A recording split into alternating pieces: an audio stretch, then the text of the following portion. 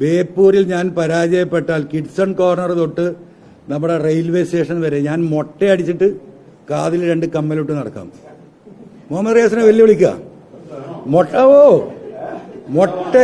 മൊട്ടയടിച്ച് കാതിൽ 2 കമ്മലുമിട്ട് കിഡ്സൺ കോർണറിൽ നിന്ന് ആരംഭിച്ച് മിഠായി തെരുവിലൂടെ കോഴിക്കോട് റെയിൽവേ സ്റ്റേഷൻ വരെ പോകാൻ തയ്യാറാണ്. നമ്മൾ ഇലക്ഷൻ റിസൾട്ടിന് ഒരു 80 മണിക്കൂർ കൂടി ആണ് ബാക്കിയുള്ളത്. പൊതുവിൽ ഇവിടെ ഇന്നലെ എക്സിറ്റ് പോൾ റിസൾട്ടിന്റെ പൂരമായിരുന്നു. അതുമായി ബന്ധപ്പെട്ട ചർച്ചകൾ നടക്കുന്നതിന് അപ്പം എനിക്കതിൽ പറയാനുള്ളത്, ഞാൻ അതിൻ്റെ തലേ ദിവസമാണ് മൊത്തത്തിൽ കേരളത്തിലെ ഞാൻ പേഴ്സണലായിട്ട് എൻ്റെ രാഷ്ട്രീയ അനുഭവങ്ങളും ഇവിടുത്തെ രാഷ്ട്രീയ ചിത്രങ്ങളും സംസ്ഥാനത്തെ നമ്മുടെ വ്യക്തിപരമായ ബന്ധങ്ങളൊക്കെ ഉപയോഗിച്ച് ആ ബന്ധങ്ങൾ ഉപയോഗപ്പെടുത്തിക്കൊണ്ട് നടത്തിയ ഒരു സർവേയുടെ ഭാഗമായിട്ടാണ് 86 സീറ്റിൽ 86 സീറ്റിൽ 100% UDF വിജയിച്ച് കയറും. അതോടൊപ്പം 23 സീറ്റിലെ ചാൻസ് സീറ്റുകൾ 51% UDFന് ചാൻസ് കണക്കാക്കുന്ന 23 സീറ്റുകൾ. ഇത് രണ്ടും വെച്ചിട്ടാണ് നമ്മൾ ആ റിപ്പോർട്ട് പുറത്തേക്ക് സോഷ്യൽ മീഡിയ വഴി ഫേസ്ബുക്ക് വഴി പൊതുസമൂഹത്തെ അറിയിച്ചിട്ടുള്ളത്. ഇതിൽ ഇപ്പം ഇന്നലെ വന്ന എക്സിറ്റ് പോൾ ഫലങ്ങൾ അതിൻ്റെ തലേ ദിവസം ഞാൻ നൽകിയ റിപ്പോർട്ടിനെ സാധൂകരിക്കുന്ന തരത്തിലാണ്. 86 സീറ്റാണ് ഞാൻ പറഞ്ഞതെങ്കിൽ ഒരുവിധം 8-9 അസസ്മെന്റ് നടത്തിയ കമ്പനികൾ പറഞ്ഞിരിക്കുന്നത് ഒരു 85 സീറ്റ് വരെ UDF അധികാരത്തിൽ വരുന്നു. അതുവരെ പറഞ്ഞിരുന്നത് ഇവിടെ ഞെരുങ്ങി LDF അധികാരത്തിൽ വരും, എന്നാൽ തന്നെ ഒരു 75 സീറ്റ് 78 സീറ്റിൽ LDF അധികാരത്തിൽ വരും. ചിലരൊക്കെ ചെറുതായിട്ട് പത്രമാധ്യമങ്ങൾ നിങ്ങളൊക്കെ തന്നെ സൂചിപ്പിച്ചിരുന്നത് UDF വരികയാണെങ്കിൽ തന്നെ ഒരു ഞെരുങ്ങിയ വോട്ടിന് 72 ആ രീതിയിൽ വരാനുള്ള ചെറിയൊരു സാധ്യത, മൈന്യൂട്ട് ഒരു പോസിബിലിറ്റിയെ കുറിച്ചായിരുന്നു നമ്മൾ കേരളം ചർച്ച ചെയ്തിരുന്നത്. പക്ഷെ അതിനൊക്കെ മറികടന്നുകൊണ്ടുള്ള റിപ്പോർട്ട്സാണ് വന്നിട്ടുള്ളത്. ഞാൻ ഈ പറയുന്ന എക്സിറ്റ് പോളിനെ ഡിപ്പെൻഡ് ചെയ്തുകൊണ്ടല്ല സംസാരിക്കുന്നത്, അതിനെ ഡിപ്പെൻഡ് ചെയ്യുന്ന പ്രശ്നവുമില്ല. ഇവിടെ കേരളത്തിലെ ജനങ്ങളെ സംബന്ധിച്ച് നിങ്ങൾ മനസ്സിലാക്കേണ്ടപ്പോൾ ഇവിടെ ചർച്ച ചെയ്യപ്പെടുന്ന ആ ഭരണവിരുദ്ധ തരംഗം വികാരം, അതിലപ്പുറം ഇവിടെ കേരളം ചർച്ച ചെയ്യപ്പെട്ടത്, ജനങ്ങൾ ചർച്ച ചെയ്യപ്പെട്ടത്, സഖാക്കൾ ചർച്ച ചെയ്യപ്പെട്ടത് പിണറായിസമാണ്. കഴിഞ്ഞ 2021 തെരഞ്ഞെടുപ്പിൽ പിണറായിയുടെ മുഖം വെച്ചിട്ടായിരുന്നു ഞാനടക്കമുള്ള സ്ഥാനാർത്ഥികൾ പോസ്റ്റർ അടിച്ചിരുന്നത്. നിങ്ങൾക്കറിയാം, കേരളത്തിലെ 140 മണ്ഡലങ്ങളിലെയും LDF സ്ഥാനാർത്ഥികളുടെ കൂടെ മുഖ്യമന്ത്രിയായ ശ്രീ പിണറായി വിജയന്റെ ഫോട്ടോ കൂടെ ഉണ്ടായിരുന്നു. നിയമസഭയിൽ തന്നെ ഞാൻ അന്ന് പറഞ്ഞതാണ്, 10,000-ഓളം വോട്ട് 21 തെരഞ്ഞെടുപ്പിൽ പിണറായി വോട്ടായിട്ട് കേരളത്തിലെ ഒട്ടുമിക്ക മണ്ഡലങ്ങളിലും വന്നിട്ടുണ്ട്. അദ്ദേഹത്തിനൊരു വോട്ടുണ്ടായിരുന്നു ആ തെരഞ്ഞെടുപ്പിൽ. പക്ഷേ അതിന് നേരെ ഓപ്പോസിറ്റ് ആക്ഷനിലേക്കാണ് 21-26 ഗവൺമെന്റിനെ പിണറായി കൊണ്ടുപോയത്. അതുമായി ബന്ധപ്പെട്ട വിഷയങ്ങളിലാണ് അഭിപ്രായ വ്യത്യാസം ഉണ്ടാകുന്നതും. കേരളത്തിലെ പോലീസിലും അതുപോലെ തന്നെ ഉദ്യോഗസ്ഥ തലങ്ങളിലുമുള്ള ഏകാധിപത്യ പ്രവണത, വർഗീയ പ്രവണത, ഈ പറയുന്ന അഴിമതി, കള്ളക്കടത്ത്, ഇത്തരം വിഷയങ്ങൾ ഉന്നയിച്ചുകൊണ്ടാണല്ലോ ഞാൻ പുറത്തു വരുന്നത്. അതിനെയാണ് ഞാൻ മൊത്തത്തിൽ പേരിട്ട് വിളിച്ചത് പിണറായിസം എന്ന്. അതിനോടൊപ്പം ഈ തെരഞ്ഞെടുപ്പിൽ CPMനെ ഇടതുപക്ഷത്തെ തകർക്കുന്നതിന്റെ ഒരു പ്രധാന കാരണമായിട്ട് ഞാൻ ഇപ്പോഴും പറയാണ്, അടിവരയിട്ട് പറയാണ്, അത് മുഹമ്മദ് റിയാസിന്റെ പാർട്ടിയിലും ഗവൺമെന്റിലുമുണ്ടായ അപ്രമാദിത്വമാണ്. ആ അപ്രമാദിത്വം പാർട്ടിയെ തകർത്ത് കളഞ്ഞിട്ടുണ്ട് കേരളത്തിലുടനീളം. പാർട്ടിയുടെ യഥാർത്ഥ ഉന്നതരായ ലീഡർഷിപ്പിനെ മുഴുവൻ ഹൈജാക്ക് ചെയ്തുകൊണ്ട് മുഖ്യമന്ത്രിയുടെ ഓഫീസിലുള്ള നിയന്ത്രണത്തിൽ മാത്രം നടക്കുന്ന ഒരു പാർട്ടിയായി CPMനെ മാറ്റാൻ മുഖ്യമന്ത്രിക്ക് സാധിച്ചു. അതിന് കൊടപിടിച്ചതും അതിനോടൊപ്പം നിന്നതും ഈ പറയുന്ന മുഹമ്മദ് റിയാസാണ്. അതിന് വളം വെച്ചു കൊടുത്തത് പാർട്ടി സെക്രട്ടറിയാണ്. നിങ്ങൾ കൃത്യമായി മനസ്സിലാക്കിക്കോ ഞാൻ പറയുന്ന കാര്യം. അത് കേരളത്തിലെ കമ്മ്യൂണിസ്റ്റുകാരുടെ ഇടയിൽ ഉണ്ടാക്കിയിട്ടുള്ള ഒരു ഇമ്പാക്റ്റ് എന്ന് പറയുന്നത് ഈ കുടുംബാധിപത്യ രാഷ്ട്രീയം ഈ സംവിധാനത്തെ തന്നെ, ഇടതുപക്ഷ സംവിധാനത്തെ തന്നെ തകർത്ത് കളയും എന്നവർ മനസ്സിലാക്കിയിട്ടുണ്ട്. ഇപ്പോൾ നടന്ന എക്സിറ്റ് പോളുകൾ, നിങ്ങൾ നടത്തിയ സർവേകൾ, നിങ്ങൾ ആളുകളുടെ അഭിപ്രായം തേടിയതൊക്കെ അതിൽ നിന്നാണ് നിങ്ങൾ സംസാരിക്കുന്നത്.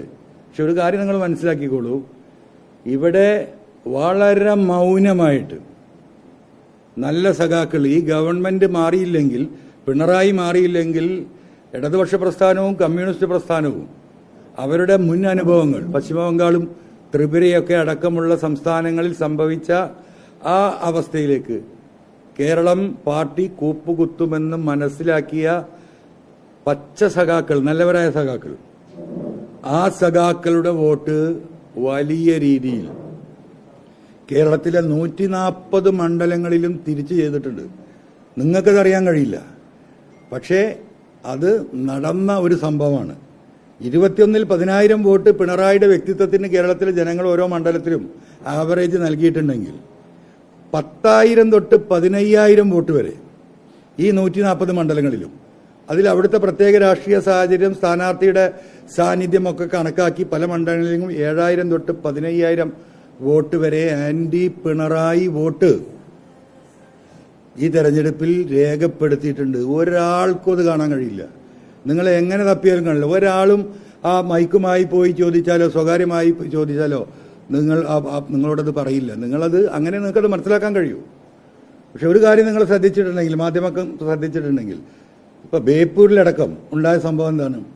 ബേപ്പൂർ നിയോജക മണ്ഡലത്തിലെ അവരുടെ ഏറ്റവും ശക്തമായ കേന്ദ്രങ്ങളാണ് ബേപ്പൂരിലെ 7 പഴയ ബേപ്പൂർ പഞ്ചായത്തിലെ 7 മുനിസിപ്പൽ കൗൺസിലേഴ്സും അതുപോലെ തന്നെ ഈ വരുന്ന നല്ലളം ഭാഗത്തുള്ള 7 കൗൺസിലർമാരും 7 14 ഈ കോർപ്പറേഷൻ വാർഡുകളാണ് ഈ മണ്ഡലത്തിന്റെ ഭാഗം.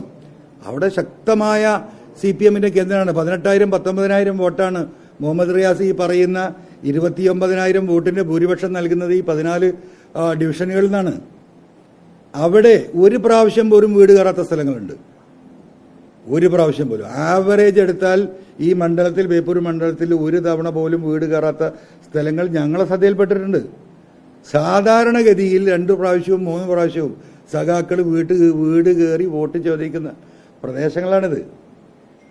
അവിടെ പോലും ഇത് നിങ്ങൾ വിചാരിക്കും ബേപ്പൂരിൽ മാത്രമാണെന്ന്. ഒരിക്കലുമല്ല.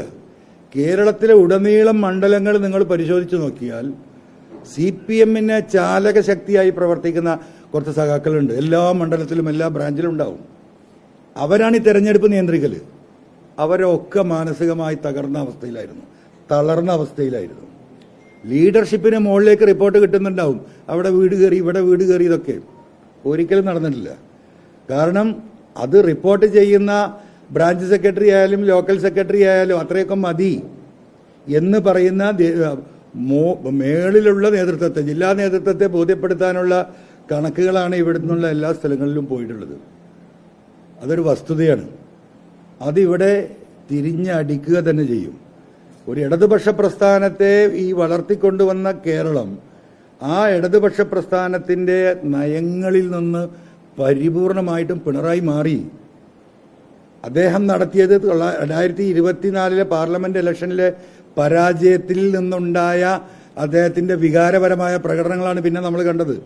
ന്യൂനപക്ഷ സമുദായത്തെ ഇനി നമ്മൾക്ക് വേണ്ട, അതിന്റെ ആവശ്യമില്ല. ഇവിടെ ന്യൂനപക്ഷ സമുദായങ്ങളെ കൂട്ടുപിടിച്ചുകൊണ്ട് ഇവിടെ ഭരണം ഞങ്ങൾ നിലനിർത്തുമെന്ന തീരുമാനത്തിലേക്ക് ഒരു ഘട്ടത്തിൽ അദ്ദേഹം പോവുകയാണ്. അതിന് BJP-യുമായുള്ള ചില ധാരണകളും ചർച്ചകളും ഒക്കെ നടത്തി. അതൊക്കെ വിജയപ്രദമാകുമെന്ന് കണക്കൂട്ടി. അതിലാണ് നമ്മൾ ആരും കണക്ക് കൂട്ടാത്തത് ഹൈക്കോടതിയുടെ ഇടപെടലിന്റെ ഭാഗമായിട്ടുള്ള ശബരിമല വിഷയം ഇവിടെ വരുന്നത്. ആ ശബരിമല വിഷയം കേരളത്തിലെ വിശ്വാസി സമൂഹത്തെ സംബന്ധിച്ച് ഈ ഗവൺമെന്റിനെതിരെ എല്ലാ പ്രതികളും വിട്ടില്ല, ഒരാളും അകത്തില്ല. 34.5 കിലോ സ്വർണം, അയ്യപ്പന്റെ സ്വർണം ഇവിടുന്ന് കൊള്ളയടിക്കപ്പെട്ടിട്ട് 439 ഗ്രാം സ്വർണം മാത്രമാണ് റിക്കവർ ചെയ്തത്. 34 കിലോ സ്വർണം റിക്കവർ ചെയ്യാതെ എപ്പോഴും കിടക്കുക. ആര് കട്ടു, എവിടെ കൊണ്ടുപോയി എന്ന് ജനങ്ങളോട് പറയാൻ ഇന്ന് വരെ പിണറായിക്ക് സാധിച്ചിട്ടില്ല. അത് ഹൈന്ദവ വിശ്വാസികളുടെ ഇടയിൽ വലിയ വിഷയമാണ്. നിങ്ങൾ കാണുന്നതിന്റെ അപ്പുറമാണ് ആ വിഷയം. അതിൽ BJP-യെ സംബന്ധിച്ച് നിങ്ങൾ കണ്ടോ, ഈ തെരഞ്ഞെടുപ്പിൽ ഏറ്റവും കൂടുതൽ വോട്ട് കുറയുന്ന ഒരു തെരഞ്ഞെടുപ്പായിരിക്കും സ്റ്റേറ്റിലൊട്ടാകെ. അതിന് വ്യത്യസ്തമായിട്ടുള്ള ഒരു സാധ്യത നിൽക്കുന്നത് തിരുവനന്തപുരത്ത് മാത്രമാണ്. കേരളത്തിലെ BJP-യുടെ കാൻഡിഡേറ്റുകൾ ജയിക്കാൻ സാധ്യതയുണ്ട്. ആ സാധ്യതയുള്ള സീറ്റുകളിൽ BJP-യുടെ വോട്ട് ഫുള്ള് കിട്ടും. അതിന് കൂടുതൽ സാധ്യതയുള്ള ഒരു ഏക ജില്ല എന്നിപ്പോൾ നമ്മൾ നോക്കി കാണുന്നത് തിരുവനന്തപുരമാണ്. തിരുവനന്തപുരത്ത് ഒഴികെയുള്ള മറ്റു മണ്ഡലങ്ങളിൽ, മറ്റു ജില്ലകളിൽ BJP-യുടെ വോട്ട് ഗണ്യമായി കുറയും. ആ വോട്ട് കൂടി ഈ പിണറായിസത്തിനെതിരെ കേരളത്തിൽ പോൾ ചെയ്യാൻ പോകുന്ന തെരഞ്ഞെടുപ്പാണ്. ഇതൊന്നും നമ്മൾക്ക് എണ്ണി നോക്കിയാൽ കാണാൻ കഴിയില്ല. അപ്പം ഞാൻ ഇത്രയും അടിവരയിട്ടുകൊണ്ട് ആവർത്തിച്ച് പറയുന്നത് എൻ്റെ കോൺഫിഡൻസ് തന്നെയാണ്. ഇപ്പം രാവിലെ ഇരുന്നിട്ട് മുഹമ്മദ് റിയാസ് കൊടുക്കുന്ന പ്രസ്താവനകൾ, ഇന്ററാക്ഷൻസ് ഞാൻ കണ്ടു. എന്താ അദ്ദേഹം പറഞ്ഞുകൊണ്ടിരിക്കുന്നത്? ഇപ്പോഴും പറഞ്ഞുകൊണ്ടിരിക്കുന്നത് എന്താ? 82,000 വോട്ട്, സർവകാല റെക്കോർഡ്. ആ വോട്ടിന് മേലെ ഞാൻ ജയിക്കുന്ന അദ്ദേഹം ഇപ്പോഴും ഇന്ന് രാവിലെയും പറഞ്ഞുകൊണ്ടിരിക്കുന്നത്. ഒരു ചുക്കോടെ നടക്കാൻ പോകുന്നില്ല. 65,000 വോട്ടിന് മേലെ മുഹമ്മദ് റിയാസ് ബേപ്പൂരിൽ കയറാൻ പോകുന്നില്ല. അവിടുത്തെ നേർ ചിത്രം അതാണ്. ഞാൻ ഒറ്റ കാര്യം, പത്രമാധ്യമങ്ങൾ നമ്മൾ കോഴിക്കോടത്തെ എല്ലാവരും കൂടെ ഇവിടെ ഉണ്ടല്ലോ, ഞാൻ നിങ്ങളോട് മുഹമ്മദ് റിയാസിനെ ഇത്രയും കോൺഫിഡൻസിലാണല്ലോ സംസാരിക്കുന്നത്, വെല്ലുവിളിക്കുകയാണ്. 65,000 അല്ലേ? അപ്പോൾ എൻ്റെ വെല്ലുവിളി ആ പറയുന്ന ആത്മവിശ്വാസത്തിൽ സത്യസന്ധമായിട്ടാണ് ബേപ്പൂരിലെ വോട്ടർമാരോട് അദ്ദേഹം അത് പറയുന്നെങ്കിൽ, കോഴിക്കോട് പത്രമാധ്യമങ്ങളുടെ മുന്നിൽ നിങ്ങളുടെ പ്രസ് ക്ലബ്ബിൽ ഇരുന്നിട്ട് ഞാനൊരു അഗ്രിമെന്റിന് തയ്യാറാണ്. ബേപ്പൂരിൽ ഞാൻ പരാജയപ്പെട്ടാൽ കിഡ്സൺ കോർണർ തൊട്ട് നമ്മുടെ റെയിൽവേ സ്റ്റേഷൻ വരെ ഞാൻ മൊട്ടയടിച്ചിട്ട് കാതിൽ 2 കമ്മലിട്ട് നടക്കാം. മുഹമ്മദ് റിയാസിനെ വെല്ലുവിളിക്കുക. മൊട്ടയടിച്ച് കാതിൽ 2 കമ്മലുമിട്ട് കിഡ്സൺ കോർണറിൽ നിന്ന് ആരംഭിച്ച് മിഠായി തെരുവിലൂടെ കോഴിക്കോട് റെയിൽവേ സ്റ്റേഷൻ വരെ പോകാൻ തയ്യാറാണ്.